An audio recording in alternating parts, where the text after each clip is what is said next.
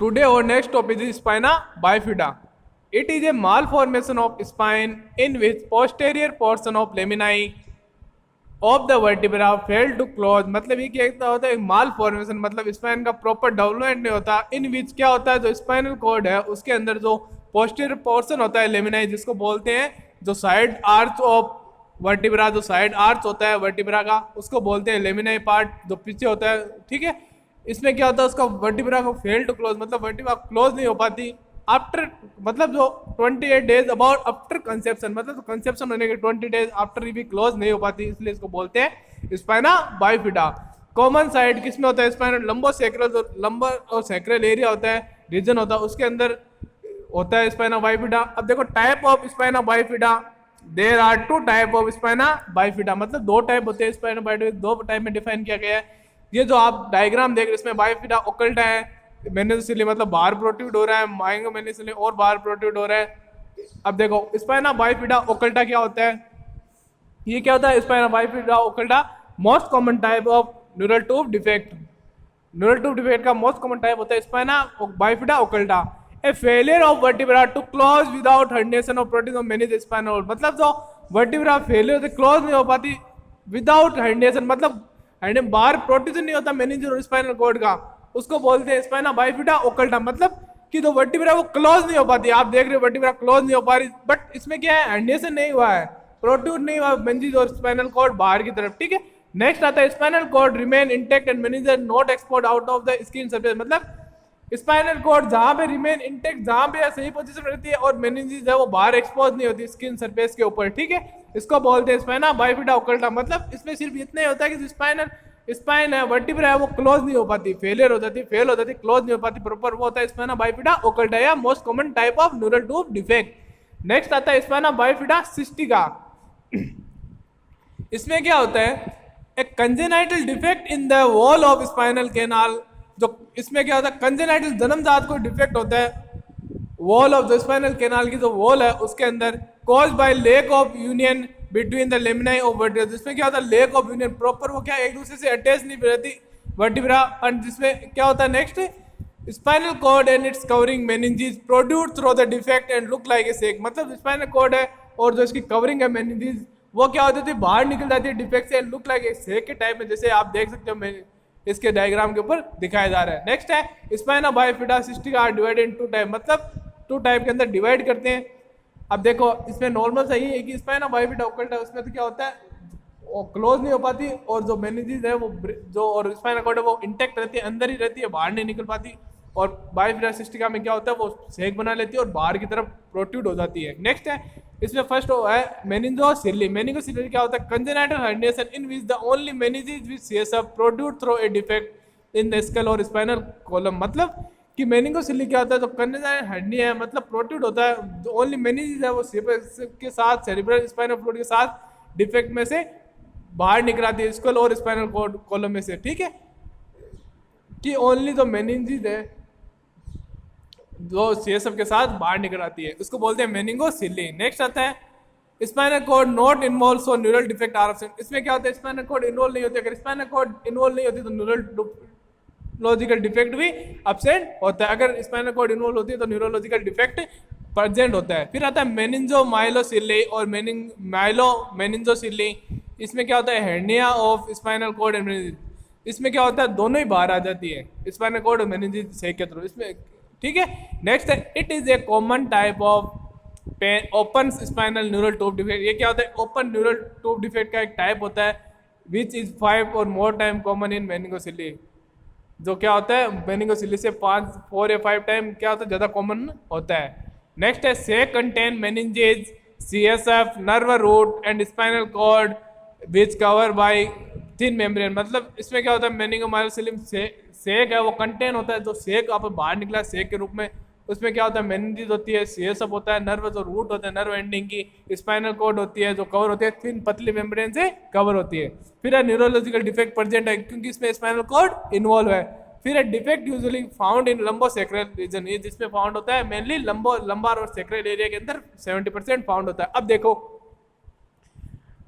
आपने पढ़ा spina bifida occulta, मतलब कि ओनली जो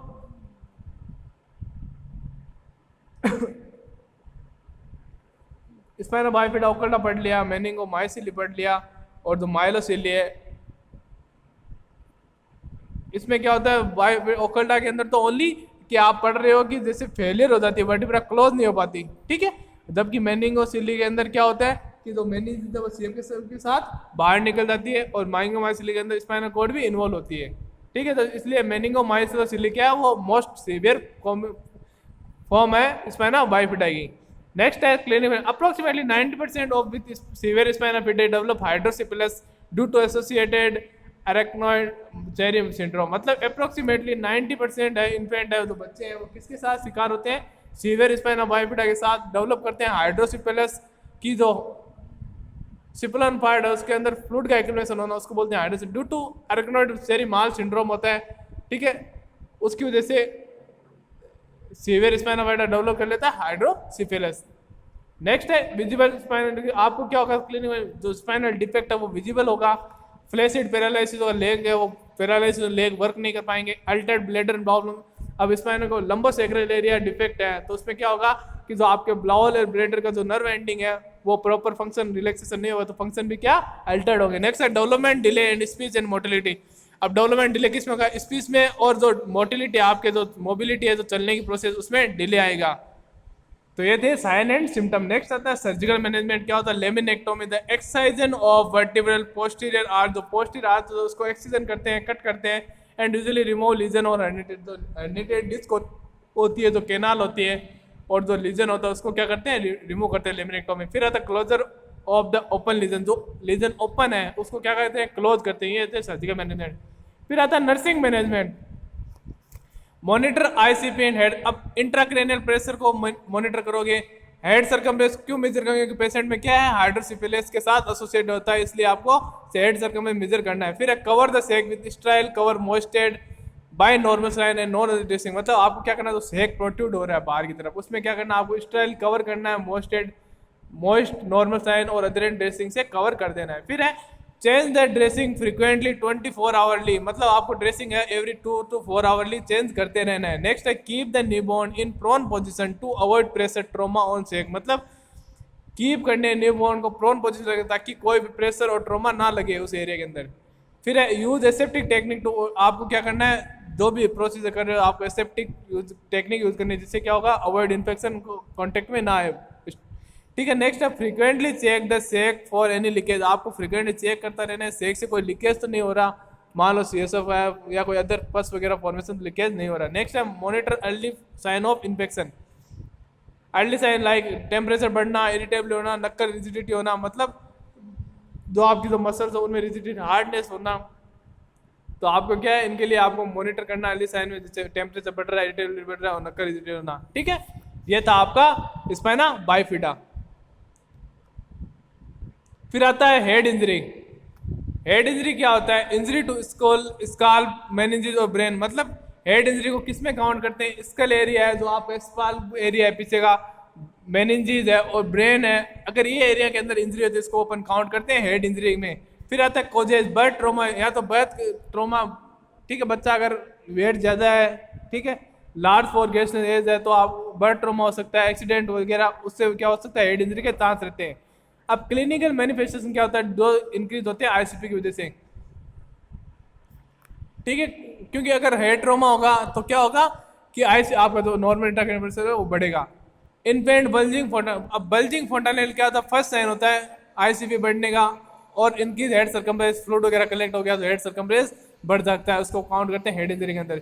फिर है वाइड सुरतर डायलेट, स्काल्प आपके सूत्र है वो हेड इंजरी तो डायलेट हो जाएंगे, वाइड हो जाएंगे, चौड़े हो जाएंगे और डायलेट होगी तो आपकी स्काल्प पेन है वो हाई पिच, बच्चा के हाई पिच कराया करेगा तो साइन होगा किसका आईसीपी बढ़ने का। नेक्स्ट है चिल्ड्रेन में क्या होगा, ये तो था इन्फेंट के अंदर, अब बच्चों चिल्ड्रेन में क्या करेंगे अपन, नोजिया होगा, वोमिटिंग एंड हेडेक क्या होगा, अर्ली साइन होगा। फिर है decrease LOC level of consciousness, मतलब आपकी लेवल ऑफ कॉन्शियसनेस अगर डिक्रीज होती है तो फर्स्ट साइन, आप न्यूरोलॉजिकल असेसमेंट में फर्स्ट क्या देखते हो, लेवल ऑफ कॉन्शियसनेस की, पेशेंट की लेवल ऑफ कॉन्शियसनेस, अलर्ट कितना है पेशेंट। इसमें क्या होता है कंफ्यूजन होता है, पेशेंट को कंफ्यूज होता है, डिसओरिएंटेशन मतलब अटेंशन नहीं पाता, किसी चीज का ज्ञान नहीं था, लिथार्ज होता है, ऑब्टूडेशन मतलब हैविंग डिमिनिश्ड अराउजल, उसको नींद प्रॉपर नहीं होती, अवेयरनेस नहीं था, स्टूपर कोमा कंडीशन में पेशेंट जा सकता है एलओसी कंडीशन। फिर आता है कुशिंग ट्राइड, हेड इंजरी के अपन क्या देखते हैं, कुशिंग ट्रायड में क्या होता है, hypertension, some time wide pressure due to increase systolic BP and decrease diastolic BP. मतलब वाइड हाइपरटेंशन होता है जिसमें पल्स प्रेशर है वो वाइड होता है, ज्यादा होता है, जिसमें क्या होता है, इंक्रीज होती है सिस्टोलिक बीपी और डायस्टोलिक बीपी डिक्रीज होती है। ब्रेडिकार्डिया होता है, ठीक है, हार्ट रेट डिक्रीज होती है, इरेगुलर रेस्पिरेशन होता है। फिर आता है डिकोर्टिकेट पोस्चर। डिकोर्टिकेट और डेस्परेट, ये दो पोस्चर होता है। डिकोर्टिकेट में क्या होता है, आर्म फ्लेक्स होती है, फिस्ट है वो क्लोज होती है, और लेग मतलब जो आपके आर्म में भुजाएं वो क्या होती है, फ्लेक्स होती है। फिस्ट है वो आपकी जो मुट्ठी क्लोज होती है, लेग क्या होती है, सीधे होते हैं। फिर ये होता है सेरेब्रल कॉर्टेक्स का डिस्फंक्शन होता है, तो उसमें बोलते हैं डिकोर्टिकेट पोस्चर होता है। अगर सेरेब्रल कॉर्टेक्स में डिस्फंक्शन हो गया तो डिकोर्टिकेट पोस्चर पेशेंट है वो अज्यूम कर लेता है। नेक्स्ट है डेसेपरेट पोस्चर। इसमें क्या होता है, rigid extension and pronation of arm, leg and pupil fixed and dilated due to dysfunction of mid brain. अब डेसेपरेट किसकी वजह से होता है, मिड ब्रेन का डिसफंक्शन होने की वजह से। इसमें क्या होता है, रिजिड एक्सटेंशन, मतलब जो पर आर्म्स है वो सीधे हो जाते हैं, और लेग्स है पुपिल्स है वो फिक्स्ड और डायलेट हो जाती है। अब जो आप देख रहे हो इसमें दो डायग्राम दे, डेसेपरेट के अंदर क्या हो रहा है, जो आपकी आर्म है वो फ्लेक्स, डेसेपरेट के अंदर से क्या हो गया, एक्सटेंड हो गया, लेग है वो देखो फ्लेक्शन हो रहे हैं, डायलेट हो रहे हैं, ठीक है। इसमें अबनॉर्मल डिकोर्टिकेट में क्या हो रहा है, अब आपके आर्म है वो आपके चेस्ट के ऊपर, अगर जब भी कोई पेशेंट देखो जिसके आर्म पे ऊपर हेड इंजरी के बाद में चेस्ट पे हाथ हो तो उसको बोलते हैं डिकोर्टिकेट पोस्चर। अगर सीधा है एक्सटेंड है तो उसको बोलते हैं डेसेपरेट रिजिडिटी। फिर है इसका मैनेजमेंट क्या होता है हेड इंजरी का। अब मैनेजमेंट में आप क्या देखोगे, maintain head in midline to avoid jugular vein distension compression and disturbance in venous drainage. मतलब आपको क्या करना है, मेंटेन करना हेड इन मिडलाइन, आपको हेड को बीच में लाइन में स्टेबल करना है ताकि जो जुगुलर वेन है वो कंप्रेस ना हो, मुड़े नहीं और सिकुड़े नहीं, और डिस्टर्बेंस जिससे वेनस ड्रेन हो रहा है, वेन के तरफ ड्रेनेज हो रहा है उसमें डिस्टर्बेंस ना हो। फिर avoid side to side turn top child to prevent jugular vein compression. आपको क्या करना है, साइड टू साइड टर्न को अवॉइड करना है ताकि जुगुलर वेन डिस्टेंशन ना, कंप्रेस ना हो, ठीक है। नेक्स्ट है avoid nasal suctioning because suction catheter can enter into brain through brain suction. आपको क्या है, माउथ सक्शनिंग करनी है, नेजल सक्शनिंग करोगे तो क्या होगा, तो सक्शन कैथेटर वो एंटर करेगा ब्रेन के थ्रू फ्रैक्चर के अंदर, बीच में cause internal infection to brain tissue, वो क्या करेगा, इन्फेक्शन होगा, या आपका क्या होगा, ये सब अगर लीकेज हो रहा है नेजल के थ्रू आपको अगर इंसर्ट किया है, ठीक है, तो ब्रेन के अंदर जाएगा और ये सब को सक्शन करेगा, जिससे इन्फेक्शन के चांस हो सकते हैं या कोई इंजरी वगैरह भी हो सकती है। नेक्स्ट है मॉनिटर वाइटल साइन। आपको क्या करना है, उसका रेगुलर बीपी और मॉनिटर साइन करना है, वाइटल साइन को मॉनिटर करना है, न्यूरोलॉजिकल फंक्शन है वो मेंटेन करने, अगर कोई इनमें अबनॉर्मलिटी आती है तो आपको डॉक्टर को इन्फॉर्म करना है। ये थे आपके डिसऑर्डर ऑफ नर्वस सिस्टम।